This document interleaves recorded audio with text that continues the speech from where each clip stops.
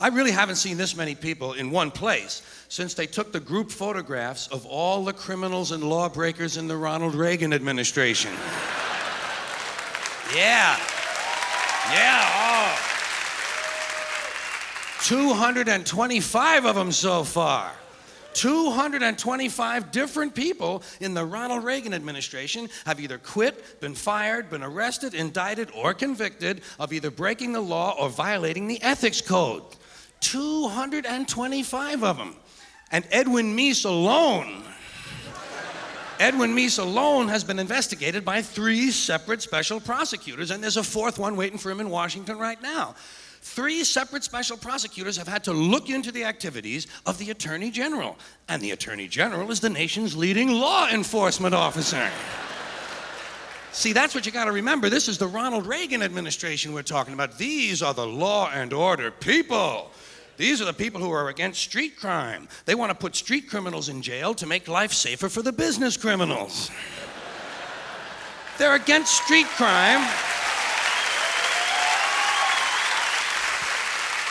Yeah, they're against street crime, providing that street isn't Wall Street. And the Supreme Court decided about a year ago that it's all right to put people in jail now if we just think they're going to commit a crime. It's called preventive detention. All you got to do now is just think they're going to commit a crime. Well, if we'd have known this shit 7 or 8 years ago, we could have put a bunch of these Republican motherfuckers directly into prison.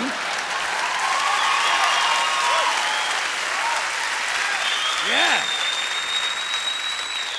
Put them in the joint where they belong, and we could have saved the money of putting these country club pin-headed assholes on trial. Another thing you got to remember, this is the group of people who were elected with the help of the moral majority. Elected with the help of the moral majority and the Teamsters Union. That's a good combination. Organized religion and organized crime working together to help build a better America. Another thing.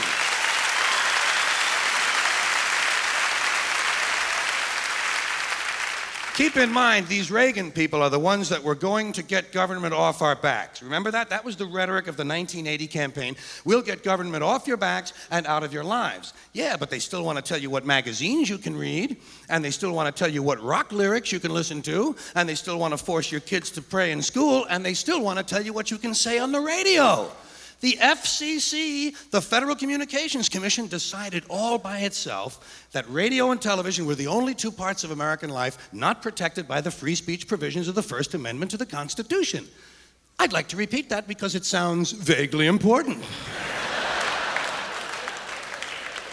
The FCC, an appointed body, not elected, answerable only to the president, decided on its own that radio and television were the only 2 parts of American life not protected by the First Amendment to the Constitution. And why did they decide that? Because they got a letter from a minister in Mississippi. A Reverend Donald Wildman in Mississippi heard something on the radio that he didn't like. Well, Reverend, did anyone ever tell you there are 2 knobs on the radio? 2 knobs on the radio.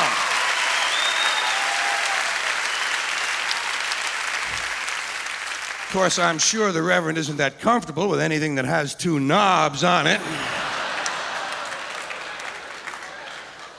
But hey, Reverend, there are 2 knobs on the radio. One of them turns the radio off, and the other one changes the station. Imagine that, Reverend. You can actually change the station. It's called freedom of choice, and it's one of the principles this country was founded upon. Look it up in the library, Reverend, if you have any of them left when you finish burning all the books.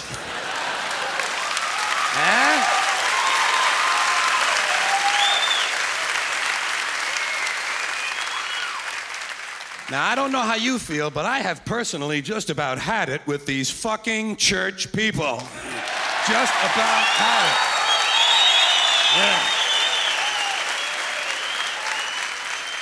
You know what I say we should do with these churches? Tax them. Tax these motherfuckers. If they're so interested in politics and government and public policy, let them pay their fucking admission price like everybody else. You know what I mean? Tax them. Hey, the Catholic Church alone could wipe out the federal budget deficit. if all you did was tax them on their real estate holdings. And speaking of real estate holdings, let's get back to Ronald Reagan and his criminal gang. When last we left them, they were going to get government off our backs. Yeah, but when it comes to abortion, they don't mind government being in a woman's uterus, do they? Yeah, backs are no good, but uterus is okay by them. These people call themselves right-to-lifers. Don't you love that phrase? And don't you love the way these kind of people pervert the English language, right-to-lifers? You realize that most of the right-to-lifers are in favor of the death penalty? And they support the South American death squads, and they're against gun control, and they're against nuclear weapons control. When they say right to life, they're talking about their right to decide which people should live or die. So these right-wingers, you know, so these Reagan people, these right-wingers in general, these crypto-fascists, they're against homosexuality. They're against pornography. They're against sex education. They're against abortion. Yeah, they're going to get government off your back, but they're going to tell you how to live your sex life. And let me ask you this, how would they know anything about it? Have you ever taken a look at those people? No wonder they're afraid of their bodies. Take a look at them. Doesn't it strike you as mildly ironic that most of the people who are against abortion are people you wouldn't want to fuck in the first place? Doesn't that strike you a little strange?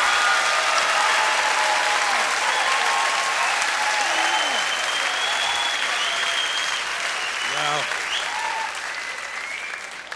hey, I'm the first one to say it's a great country, but it's a strange culture. We got a strange culture. This has got to be the only country in the world that could ever come up with a disease like bulimia. Got to be the only country in the world where some people have no food at all and other people eat a nourishing meal and puke it up intentionally. This is a country where tobacco kills 400,000 people a year, so they ban artificial sweeteners. Because a rat died. You know what I mean?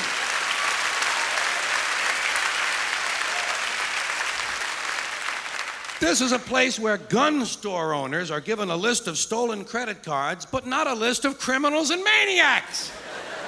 And now they're thinking about banning toy guns, and they're gonna keep the fucking real ones!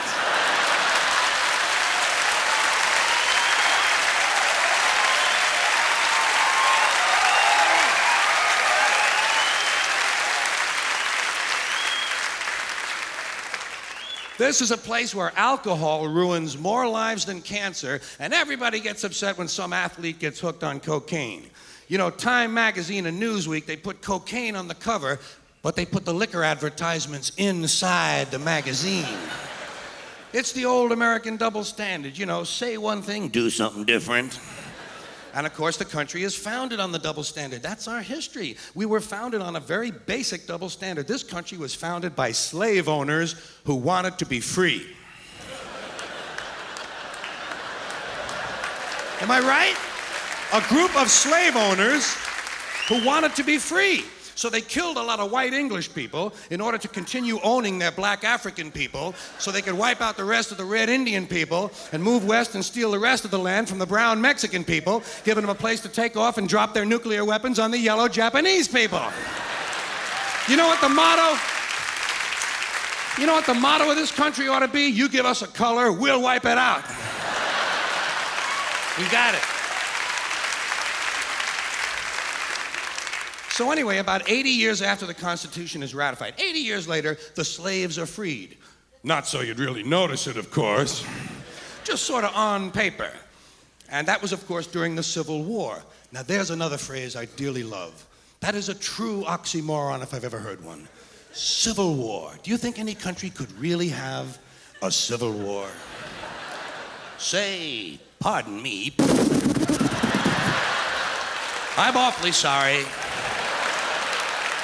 I'm awfully sorry.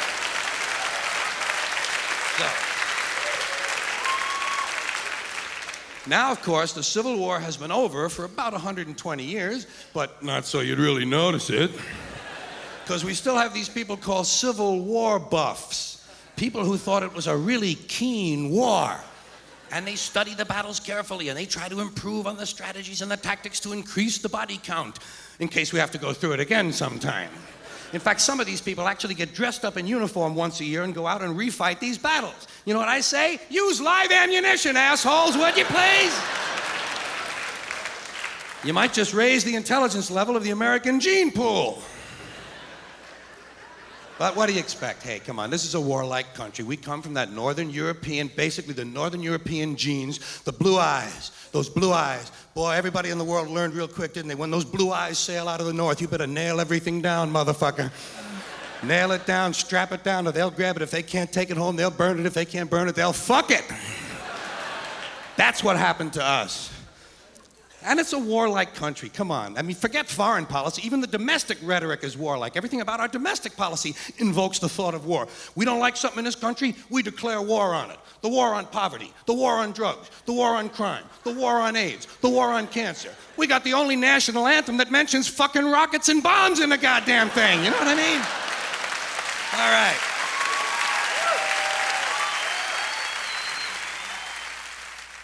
Now we come to the practical portion of our show. This is the practical stuff. This is where I actually give advice. Little tips and hints and suggestions on things that'll help the quality of life. Little things you can put to work almost immediately.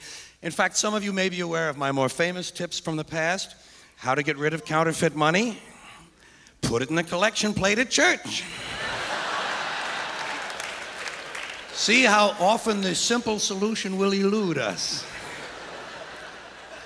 Here's one, how to get out of jury duty. Lots of people try that, don't they? And they do. A lot of them get out of jury duty by lying. You don't have to lie. Tell the judge the truth. Tell him you'll make a terrific juror because you can spot guilty people just like that.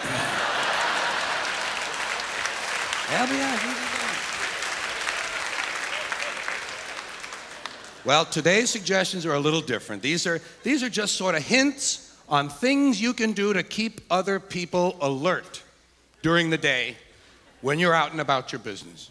Little ways to keep people on their toes. Because people need that. And I'm not talking about your friends so much, it's just the general public. People need a little sort of a mental goose during the day to kind of bring them back to reality, you know? There are an awful lot of people walking around, not all there. And I don't mean the helpless or the homeless. I don't mean people who've been kicked out of Mattawan without their, their medications and stuff. I'm talking about fuckers with jobs. There are people walking around with a kind of a neutral zone around their heads.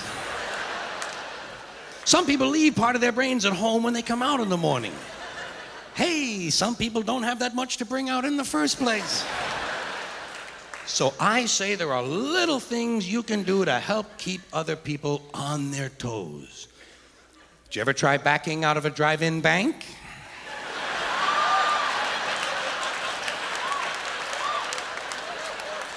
That's the kind of thing I mean. Or just walk up to someone on the street and say, "Pardon me, I have nothing to say."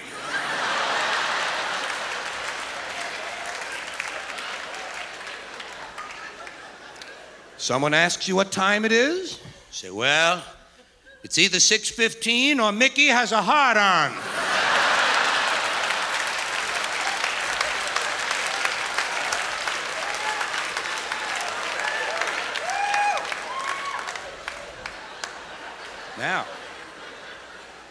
Now, many of these suggestions which I'm offering are intended for use on retail clerks because retail clerks seem to need special help. Did you ever go into a store and realize immediately that the clerk is running on a lean mixture? The cheese fell off his cracker a long time ago. He's just a couple of sandwiches short of a picnic.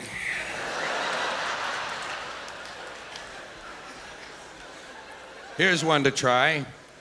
Go into a gift shop and ask for your gift.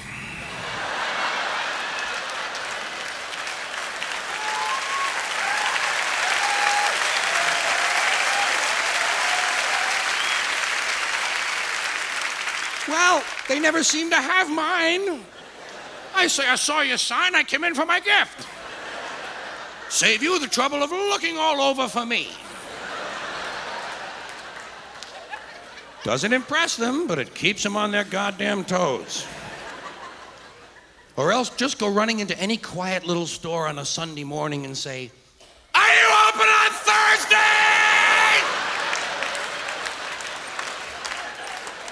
They'll say yes, say thank you, and run. Let them figure it out. It's not your concern.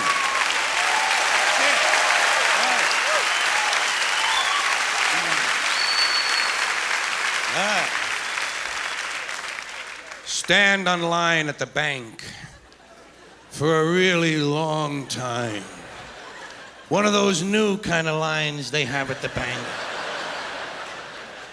The common feeder line.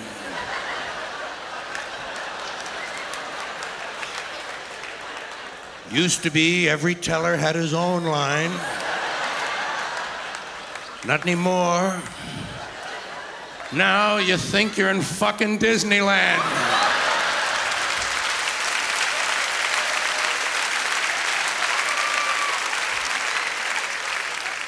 Stand on line a long time. When you finally get up to the window, just ask for change of a nickel.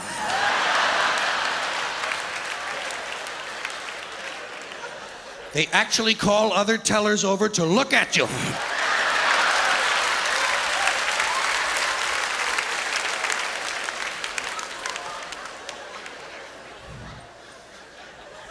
Here's one you might try. Go into the photographer's studio in your neighborhood and ask the man if you can buy the pictures of the other people. Say, how much for that heavy-set couple in the window? Oh, they will stare at you a long time on that one. In fact, they might even back up several feet.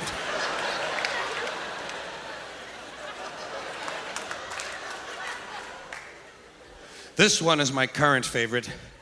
Go into the dry cleaners and ask the man if he can remove the stains from one pair of pants and put them in another pair of pants.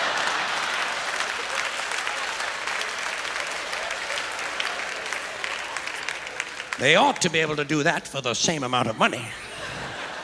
While you're in there, ask him if he can get pecker tracks off a wedding gown. That's the test of a really quality dry cleaner. Go into a laundry, hand him your shirt, and tell him to rotate the buttons.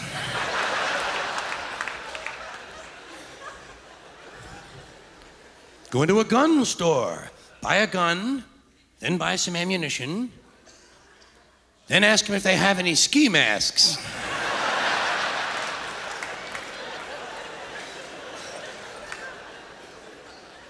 Here's one for the supermarket. This is a good one for the supermarket. Next time you're at the supermarket, get a shopping cart and fill it to the top. I mean a huge mound of groceries. And then we'll go up to the line and look for somebody with one item and ask them if you can get ahead of them.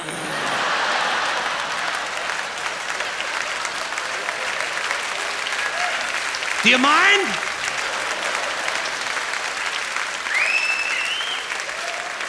For Christ's sakes, I'm in a hurry. I only have 1,100 items.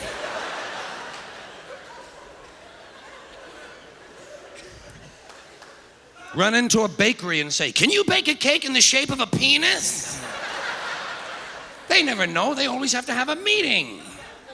Well, I don't know. Wait a minute now. Hold on just a moment. Could we have a picture to go by? Well, no, but I'll tell you what I'm going to do for you, lady.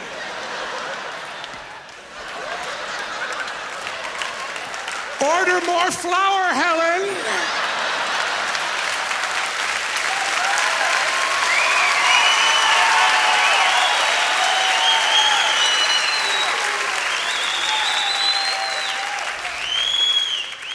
Next time you're at a wishing well, doesn't happen often, does it? But next time you're at a wishing well, ask to see the manager. Tell him you've been coming there for 10 years and none of your wishes have come true. Either you give me my money back or I'm shitting in the well.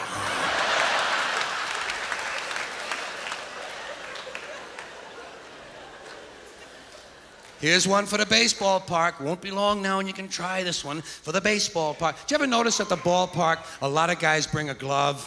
Fuck that, bring a bat. You see a foul ball coming, hit it back to them. Hit it back. Wave to the pitcher. They'll think you're a fun fan. They'll think it's straitjacket night.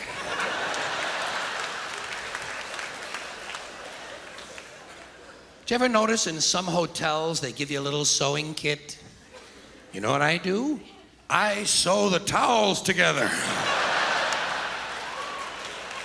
Sew the sheets to the drapes. Let them know you've been there. Sure. All right. Thank you.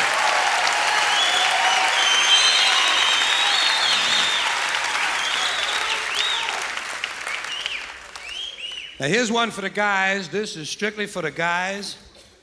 Go into a barber shop and tell the man you want to get your pubic hair streaked. Say nothing fancy, just frost my bush.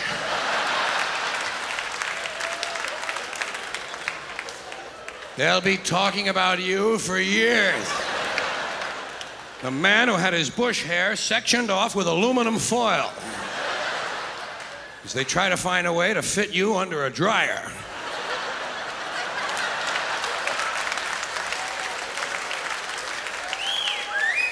You'll be in the Bush Hall of Fame.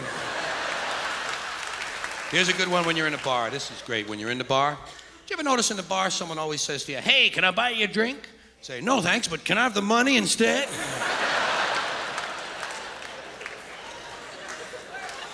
Tell them you're saving up to buy your own goddamn bar.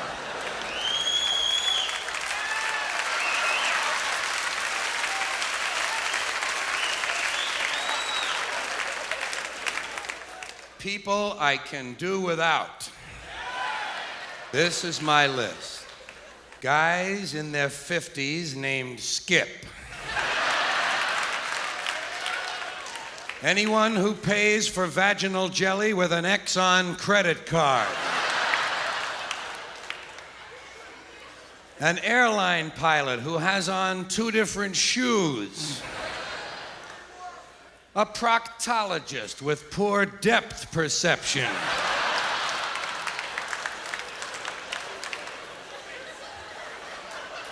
A pimp who drives a Toyota Corolla. A gynecologist who wants my wife to have 3 or 4 drinks before the examination. Guys with a lot of small pins on their hats. Anyone who mentions Jesus more than 300 times in a 2-minute conversation. A dentist with blood in his hair.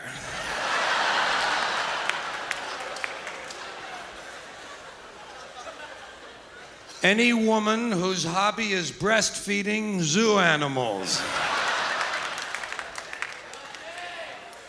A funeral director who says, hope to see you folks again real soon.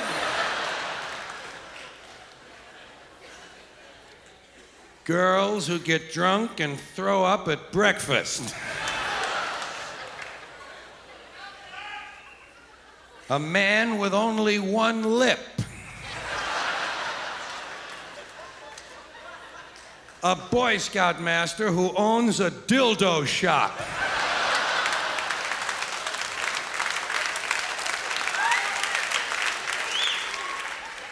People who actually know the 2nd verse to the Star-Spangled Banner. Any lawyer who refers to the police as the federales. A cross-eyed nun with a bullwhip and a bottle of gin. A brain surgeon with "Born to Lose" tattooed on his hands. Couples whose children's names all start with the same initial.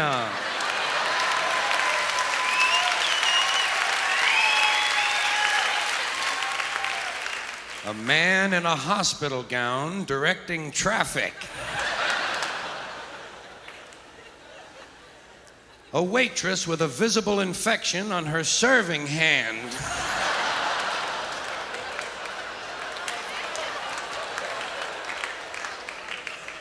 People who have large gums and small teeth. Guys who wear the same underwear until it begins to cut off the circulation to their feet. And any man whose arm hair completely covers his wristwatch. Okay, that's enough of that. That's enough of that.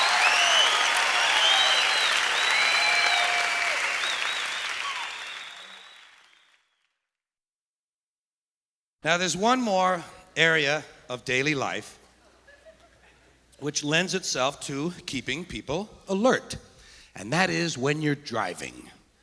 Anyone behind the wheel of a car has lots of opportunities to keep people on their toes.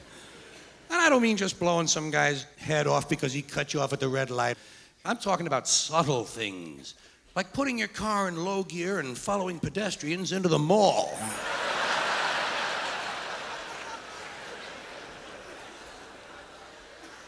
There's been a lot of talk, as you know, about this violence on the highways, people shooting each other from their cars. I don't believe too much in that sort of an overt violence. I like kind of a preventive violence in my car. Know what I have? In the rear window of my car, I have one of those diamond-shaped yellow signs that says, "Armed pit bull with AIDS on board."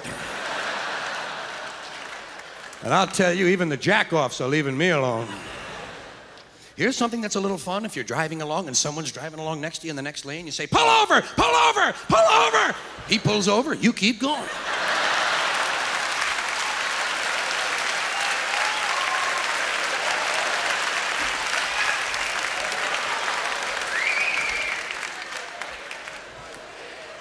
Let him park a while and think it over.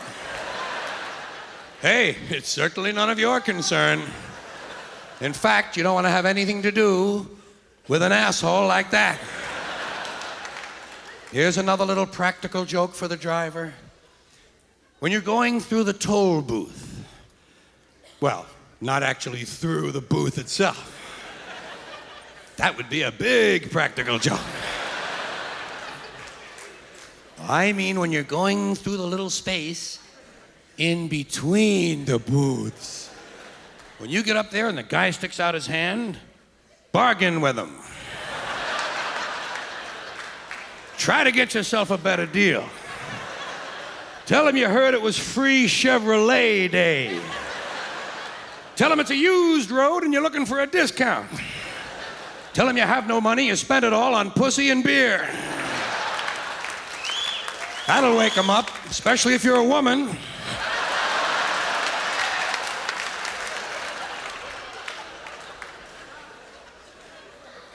Now, speaking of toll booths, I'm drawing from my life of experience on the road. I've driven a lot, and I think most people who've driven at all in this area would have to agree that New Jersey deserves the title Toll Booth Capital of the United States of America. No question. That's right. Yes. Because you can't back out of your driveway in New Jersey without some schmuck in a hat wants 50 cents. And I don't mind paying tolls, but every 27 feet, bullshit. I'd like to give them a blank check when I enter New Jersey and I'll sign it when I leave. Let them fill it out. You know what I mean? Let them fill it out. Yeah, leave me out. You can't make any gas mileage in New Jersey. You're in a constant state of slowing down. By the time I get to Pennsylvania, I need a fucking brake job. So I say let them be honest, let them put it right on the license plates, New Jersey, the toll booth state. What does it say now? The Garden State? Sure. If you're growing smokestacks, yes. Don't get me wrong now, I got nothing against New Jersey. I like the place myself. I used to live right across the river from Jersey, and I would wave to the people, you know. They couldn't see me, it's a mile and a half, but fuck them, I waved anyway. Why? Why? Because I'm a caring guy. I like New Jersey. I even have one of those t-shirts you guys sell. Kiss her where it smells, take her to New Jersey. So I like the place. See? I'm a booster. But I like what different states put on their license plates. Aren't you interested to see what the states decide to write on there? Like Florida and Georgia put the county, in case these people forget where they live overnight. Indiana says wander. Sure, just get out and get hit by a fucking Greyhound bus. Pennsylvania thought they'd be really cute this time. Pennsylvania says, you've got a friend in Pennsylvania. Well, most of the people who look at these goddamn plates live in fucking Pennsylvania. Of course they have some friends there. They've been living there 30 or 40 fucking years. You're bound to make a friend or two. Maybe one or two, anyway. But the most dramatic license plate of all has to be New Hampshire's, which says, live free or die! Well, I'm certainly not going to move there. I get just a little nervous in any state where they mention death right on the license plate. On the other hand, Idaho says, famous potatoes. I guess those are the two extremes in thought. It would seem to me that somewhere in between live free or die and famous potatoes, the truth lies. Probably it's a little closer to famous potatoes. But that's just one fellow's opinion. Now, as long as we're talking about things that belong on the back of the car, things that are there to be read, let's check our bumper stickers, make sure we have enough bumper stickers on the car. Wouldn't want to get out there in traffic and not have some reading material for the other drivers. What on earth would people ever do with the red lights if it weren't for my handy rear bumper mobile library service? And I always have to check to see which one's on. Oh, let's see what I have today. Ooh, kind of an intellectual bumper sticker. Honk if your horn is broken. That ought to hold the average American for about a mile and a half, huh? Here's a spiritual one. I've found him. I have Jesus in the trunk. And my favorite bumper sticker, I'd rather be driving.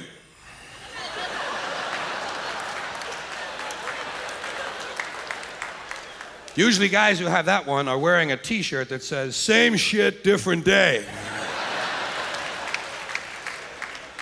And of course, the three most puke-inducing words that man has yet come up with, baby on board. I don't know what yuppie cocksucker thought of that idea. I don't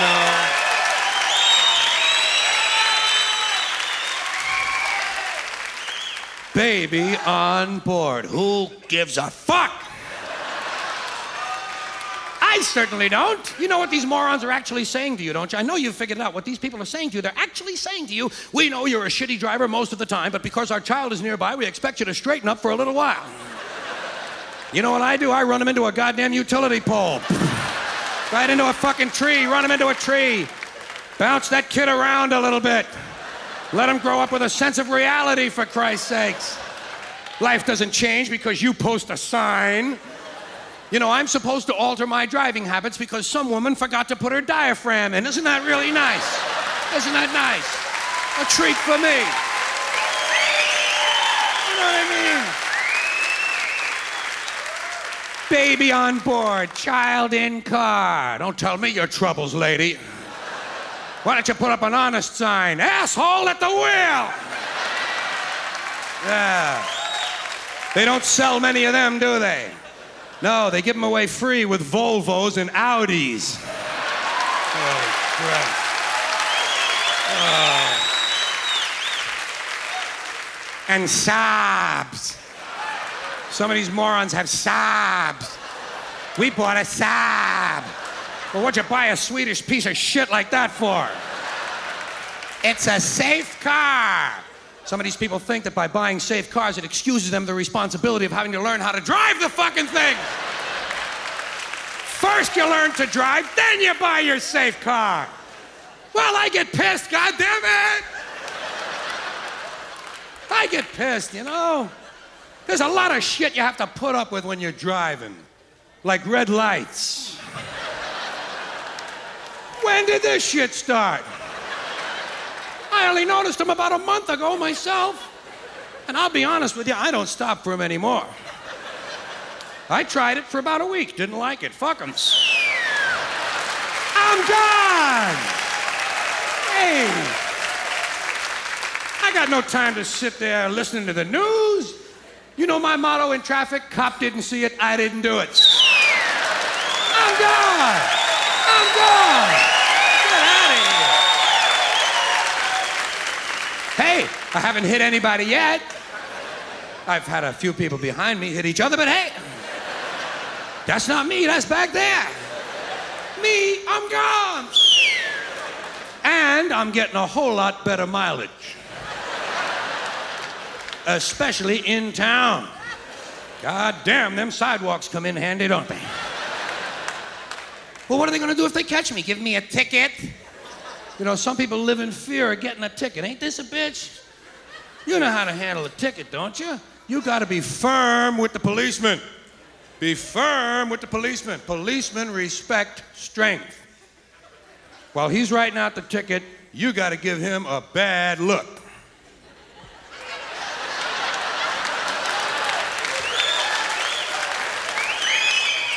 Then when he's almost finished writing, reach over and snatch it out of his hands. Tell him you're gonna check it over for mistakes. Then after you read it, crumple it up and throw it at his feet. Say, fuck you and your ticket too.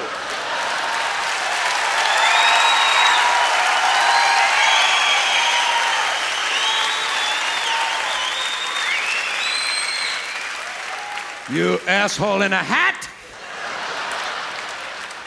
Can't you see I have enough garbage on the floor of my car already? Without another worthless piece of paper from the state? I got 8 or 9 of them fucking things floating around in here. Say, don't I pay your salary? They like that when you're interested in the state budget. You're a public servant. Get me a glass of water.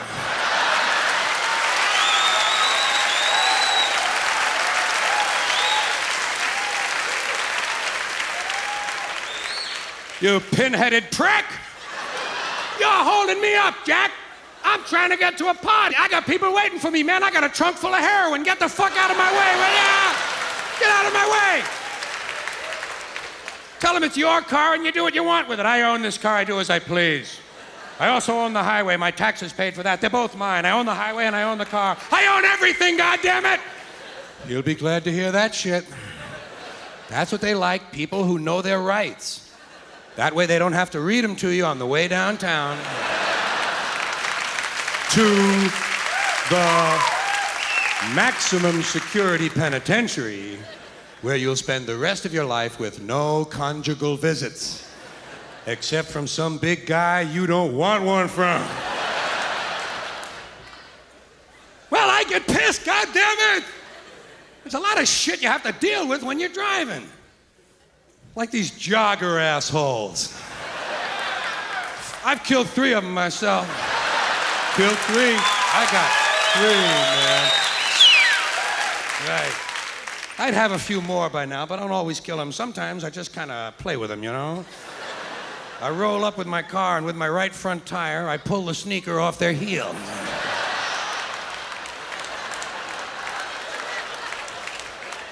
He can't hear me coming, of course, because he has on his Walkman. I'm wearing my Walkman today. I'm cutting the world out. Little shit you are, asshole. You're going away. A lot of these people think that by jogging, that's going to lengthen their lives. Not if they get near my fucking car, it ain't. It's Michelin on Nike time. Well, I don't know which is worse, the jogger assholes or the bicycle riding creeps. These fucking faggots with their bicycles. And they've got special little hats to protect their special little heads. And they try to act grown up. I love these bicycle guys. They try to act like adults because basically they're riding on a fucking toy. So they try to act mature by giving hand signals. That makes them feel like grown-ups. They give hand signals. He's going to tell me where he's going. I'll tell you where you're going. You're going 30 feet up in the fucking air is where you're going.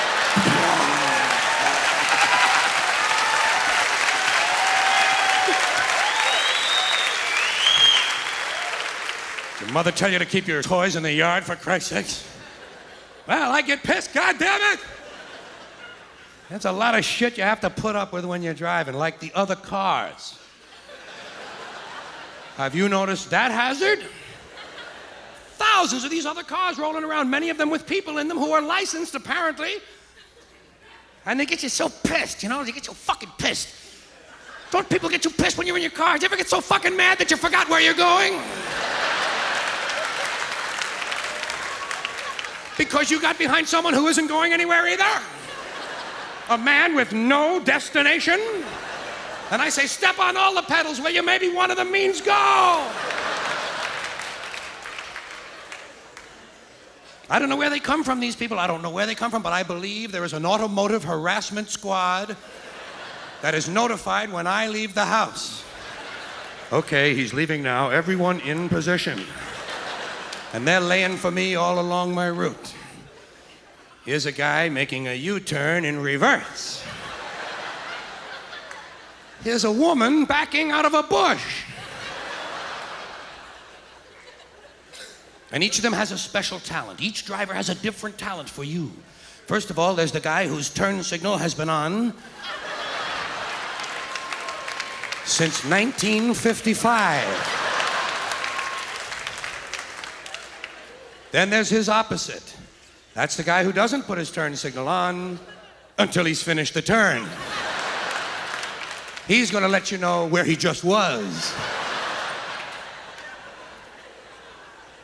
Then there's the man at night behind you whose brights are on. His brights are on in case you want to read. Well, I just happen to have a copy of Ivanhoe with me.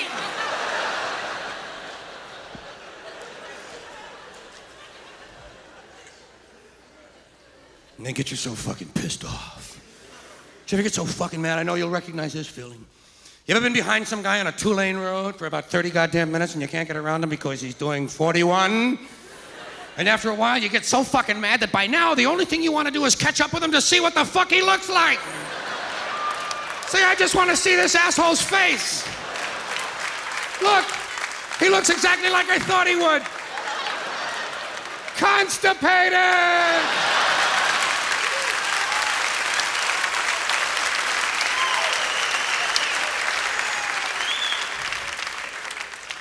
Cars to watch out for. First of all, anyone who's driving and is also on the telephone at the same time. Technology has brought us these self-important twits. You know, if telephones were invisible, these guys wouldn't own them.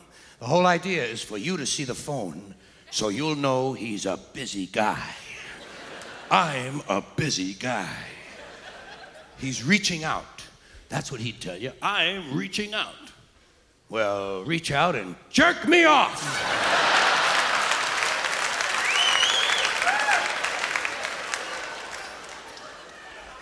Cars to watch out for. People who don't know how wide their cars are. Only been driving the goddamn thing for 4 years. Don't know where it fits yet. Well, I don't know if I can fit in there. You could get the fucking Romanian army in there!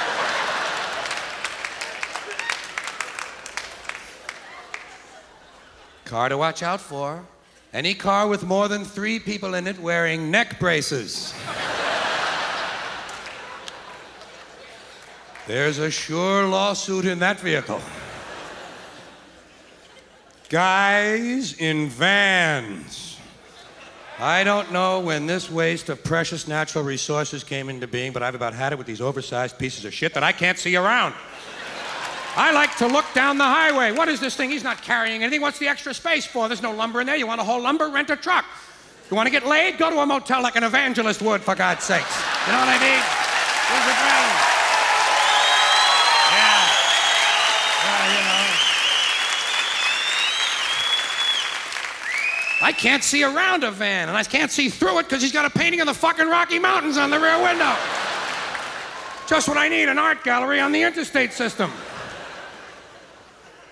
One more complaint. I don't know how you feel about this, but I'm getting sick of this courtesy shit.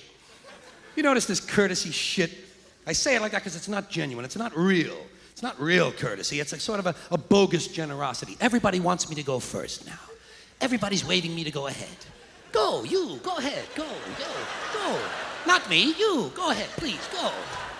Even when I leave the house in the morning at 7 o'clock, there's a guy waiting there. Says, hi, I've been waiting all night to tell you to go first. Go. Apparently, I can't make my own decisions anymore. Some superior intellect in another vehicle is deciding my next moves on the planet. And I think it's a post-Vietnam guilt syndrome of some kind. That's the way it is, like the fitness craze in this country. America has lost its soul, so now it's going to save its body. Bullshit. Doesn't work that way. Doesn't work that way. And I know I'm stuck in the driveway, and there's a long line of traffic coming by, but I'm not asking for any help. I'm just sitting there. Some putts, some yo-yo, some #1 blue ribbon choice, prime cut, state-of-the-art, high-tech, Olympic-class yo-yo, who hasn't had a generous thought since St. Swithin's Day, slams on his brakes, kills 3 people behind him, and doesn't ask me to go, tells me to go. You, go. Fuck you!